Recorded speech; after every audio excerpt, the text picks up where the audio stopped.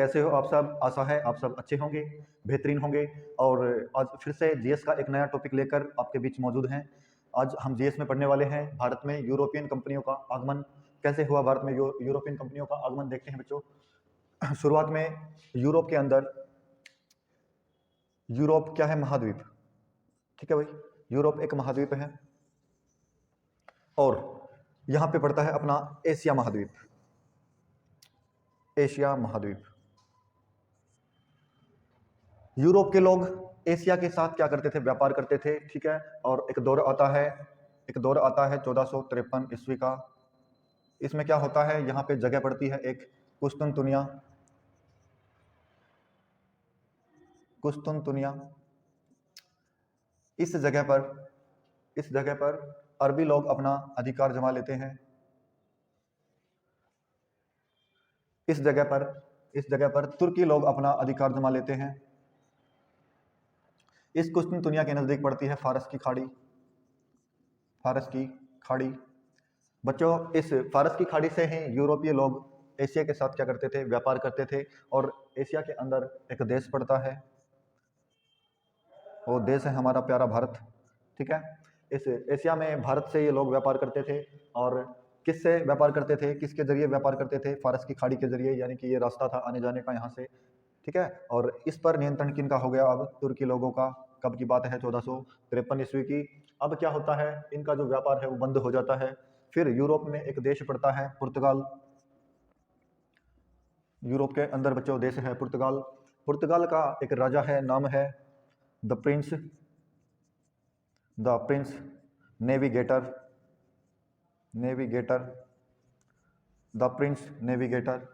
ये राजा अपने देश के लोगों को बोलता है कि आप भौगोलिक खोज कीजिए, रास्तों की खोज कीजिए। तो इस क्रम में एक व्यक्ति चलता है खोज करने के लिए। ठीक है, वो व्यक्ति सबसे पहले क्या करता है? वो होता है नाविक। नाविक मतलब नाव चलाने वाला। और खोज नहीं करता, स्थानों की खोज नहीं करता। वह मुख्य रूप से किसकी खोज करता है? एक समुद्री मार्ग की खोज करता है। समुद्री मार्ग यानी समुद्री रास्ते की खोज करता है। और नाविक है, नाव चलाने वाला है। और ये नाविक है कौन? उसका नाम है लेमुडेज। इसे बच्चों बार्थ लेमुडेज के नाम से भी जाना जाता है। बार्थ लेमुडेज। ठीक है, ये समुद्री मार्ग की खोज करता है।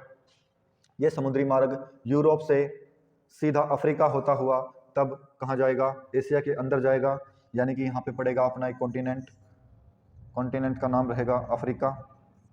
ठीक है, अफ्रीका से होता हुआ, यानी कि बीच से नहीं जाएगा, साइड से जाएगा। और किसके जरिए? जलीय सीमा के जरिए। और वो जलीय सीमा कौन सी है बच्चों? अटलांटिक महासागर।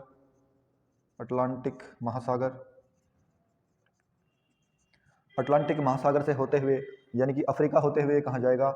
एशिया जाएगा। और अफ्रीका के नज़दीक एक जगह पड़ती है, द्वीप है। वो जगह कौन सी है? द्वीप है। इस द्वीप का नाम रहेगा उत्माशा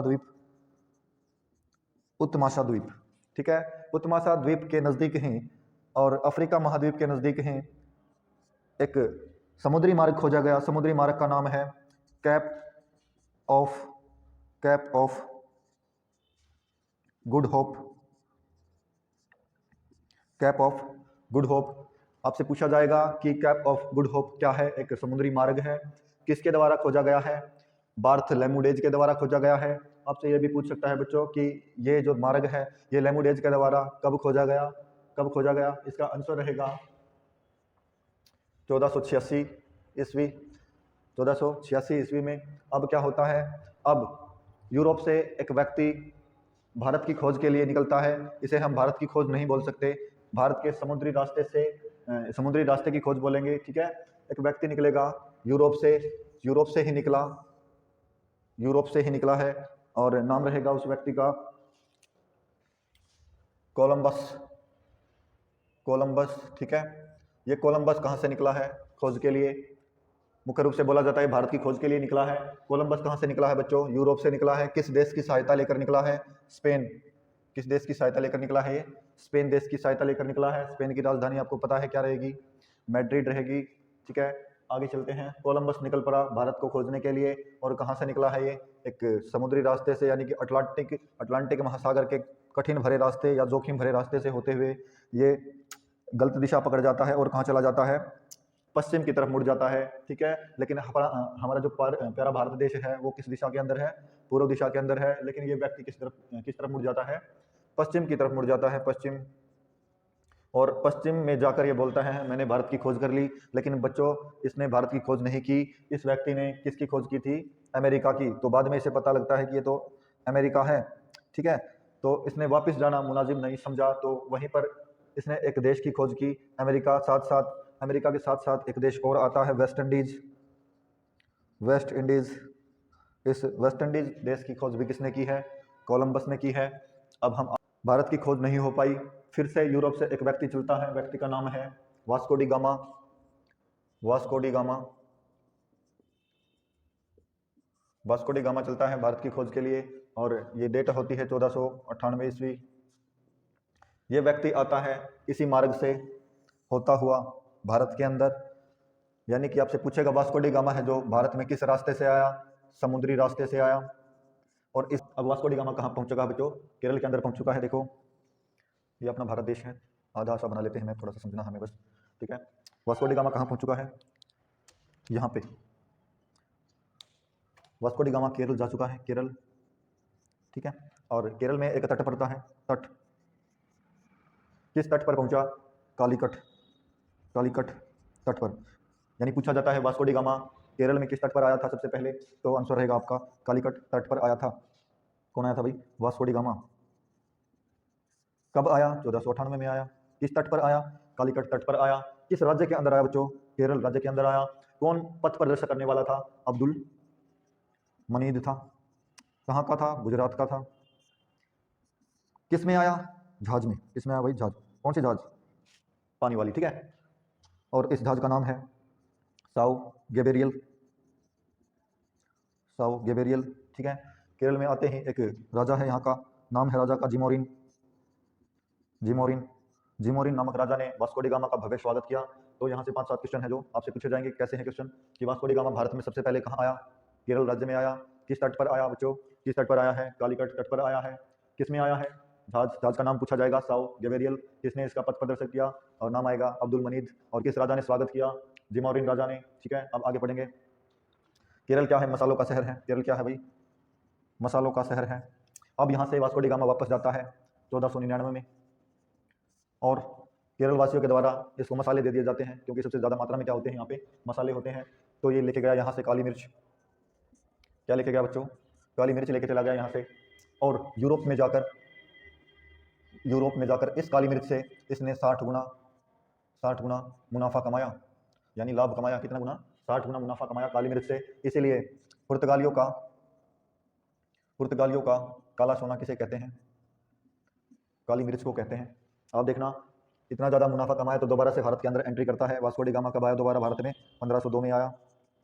आपसे एक क्वेश्चन पूछा जाएगा कि जब प्रथम बार वास्को डी गामा भारत के अंदर आता है तो भारत के अंदर किसका राज चल रहा था? आंसर रहेगा बच्चों सिकंदर लोधी का। लेकिन दूसरी बार आया कब आया?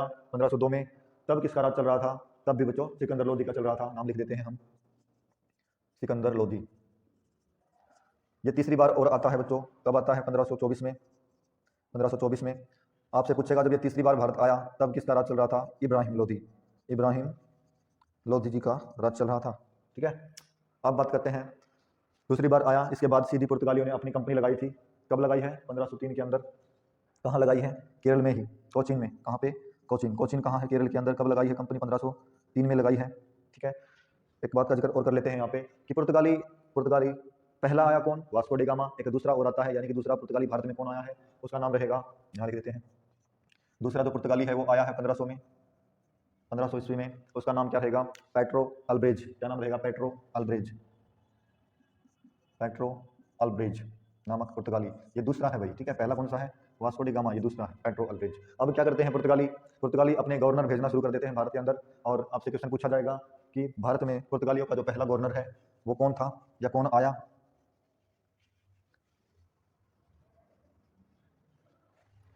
भारत के अंदर पुर्तगालियों का जो पहला गवर्नर है, प्रथम गवर्नर,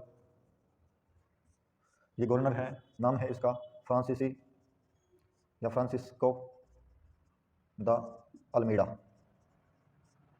फ्रांसिस्को द अल्मीडा। ये कब आया भारत में? 1505। कब तक रहा? 1509 तक रहा। कब आया 1505 में, कब तक रहा, 1509 तक रहा। क्या काम करवाए इसने भाई, एक ब्लू वाटर पॉलिसी चलाई थी, ब्लू वाटर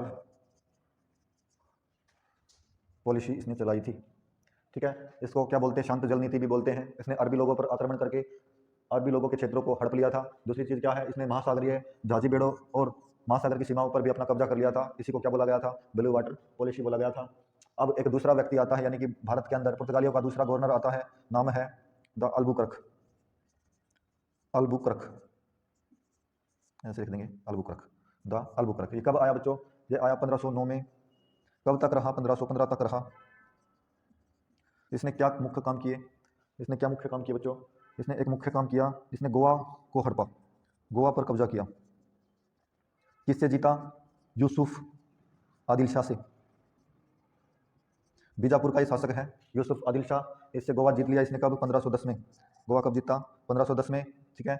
अब कब तक अधीन रहा गोवा पुर्तगालियों के, 1961 तक अधीन रहा, 1961 तक अधीन रहा। और इस अल्बुकर्क ने कोचीन को अपनी राजधानी बनाया, कोचीन को राजधानी, ठीक है। कोचीन को इसने अपनी राजधानी बना लिया और गोवा के अंदर ही इसकी मृत्यु हो जाती है। कब, 1515 में, ठीक है। गोवा के अंदर ही मर गया ये। और जो वास्को डी गामा आया था, वास्को डी गामा, इसकी मृत्यु कब होती है, 1524 में, जब ये तीसरी बार आता है भारत में। और 1524 में इसकी मृत्यु होती है बच्चों कोचीन केरल में, कोचीन केरल के अंदर, ठीक है। अब आगे पढ़ेंगे हम। अब एक तीसरा गवर्नर और आता है पुर्तगालियों का, थर्ड गवर्नर। इस थर्ड गवर्नर है, इसका नाम रहेगा नीनो दा कुन्हा। थर्ड गवर्नर है जो, इसका नाम रहेगा नीनो दा कुन्हा। ये कब आया, 1528। कब तक रहा, 1538 ईस्वी तक रहा ये भारत के अंदर, ठीक है। इसने काम क्या किया बच्चों, इसने काम किया, जो गोवा जीता था किसने, अल्बुकर्क ने, इस गोवा को ही अपनी राजधानी बनाया। गोवा को ही क्या बनाया इसने, अपनी राजधानी बनाता है। आपसे ये भी पूछ सकता है कब बनाया, 1530 में बनाया, ठीक है। 1530 में इसने गोवा को अपनी राजधानी बनाया, ठीक है। अब अंतिम गवर्नर आएगा, यानी पुर्तगालियों का अंतिम गवर्नर पढ़ेंगे सीधा डायरेक्ट। अंतिम गवर्नर नाम रहेगा एंटोनियो, एंटोनियो वास्ला ई सिल्वा, एंटोनियो वास्ला ई सिल्वा। ये कब से कब तक रहा, ये 1958 से लेकर 1961 तक भारत में रहा। फिर 1961 में गोवा को आज़ाद कर लिया जाता है, यानी छुड़वा लिया जाता है और गोवा को राज्य का दर्जा मिलता है। 56वां संविधान संशोधन कब हुआ, 1987, यानी गोवा राज्य के रूप में कब उभरा भाई, 56वां संविधान संशोधन 1987 में, ठीक है। भारत का सबसे छोटा राज्य है। अब पुर्तगाली जो लोग हैं वो बहुत सी चीज़ें हमें देकर गए हैं, यानी भारत के अंदर लेके आए थे। वो चीज़ें ठीक क्या क्या, ये हम जिक्र करते हैं अभी। देखना, प्रिंटिंग प्रेस, यानी प्रिंटिंग जो प्रेस है, प्रिंटिंग प्रेस कौन लेके आए थे, पुर्तगाली लेके आए थे। ये प्रिंटिंग प्रेस का जो काम चला कहाँ पे, गोवा में, 1557 में, ठीक है। ये प्रेस कहाँ लगाई इन्होंने, गोवा में, 1557 में। और क्या क्या लेके आए भारत के अंदर ये, आलू की खेती, शकरकंद की खेती, शकरकंद की खेती, अनानास की खेती, तंबाकू की खेती, बादाम की खेती, काजू की खेती, गन्ने की खेती, और जितनी भी वाणिज्यिक फसलें हैं, यानी कि वाणिज्यिक जितनी भी फसलें आती हैं सभी कौन लेके आया है, पुर्तगाली लेके आए हैं वाणिज्यिक फसलें। और क्या लेके आए, कैथोलिक चर्च निर्माण की प्रक्रिया। और बच्चों जहाज बनाने की प्रक्रिया कौन लेके आए हैं भारत के अंदर, पुर्तगाली। बच्चों आई होप आपको मेरा पढ़ाया हुआ अच्छे से समझ में आया होगा, और आप चैनल को सब्सक्राइब करें ऐसे ही वीडियो के लिए, लाइक करें, शेयर करें, कमेंट करें। Thank you very much.